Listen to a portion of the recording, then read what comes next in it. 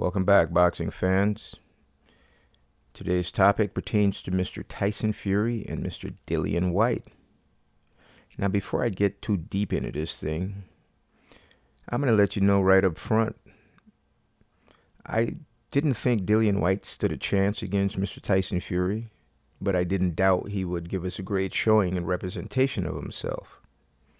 But unfortunately, Tyson Fury has now become a dominant force in the heavyweight division based on two attributes.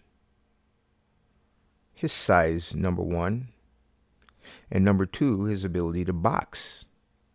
And if you want to throw in a number three, his ability to box at this size. Now, I'm sure Mr. Dillian Whyte was very positive, but somewhere deep down inside, he just had to know that he had a very tall order ahead of him. When a man can enter the ring by stepping over the top ropes, that should tell you a lot. And even if he wasn't as skilled as he is, but he utilized that size, height, and reach advantage, Tyson Fury would still be a menacing force in the boxing division. Anyway, on to the fight. I believe Dillian Whyte's plan, if he did have a plan, either was not able to be executed from the Whyte's point of view, or Mr. Tyson Fury nullified it with his game plan. Any way it went, Tyson Fury put on a masterclass boxing show. He stayed outside, utilized his reach, and presented a puzzle to Dillian Whyte that was impossible to solve. As far as the knockout, or knockdown, it wasn't a brilliant knockout.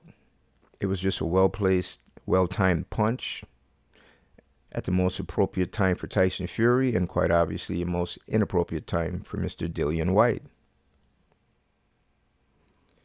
Tyson Fury retires after this fight, which I believe is very good, because it is best to retire from boxing than boxing retire you. But with his absence, many doors shall be open. All boxers below Tyson and his level now stand a greater chance. Even the likes of Deontay Wilder still has a chance in the heavyweight division, seeing that Mr. Tyson is no longer there.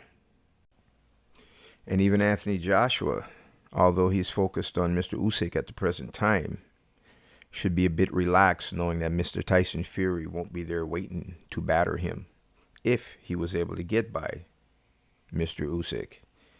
Anyway, very good show. We'll see what happens in the heavyweight division now that Mr. Tyson is off retiring, grazing on the land. That's all I got. I'm out.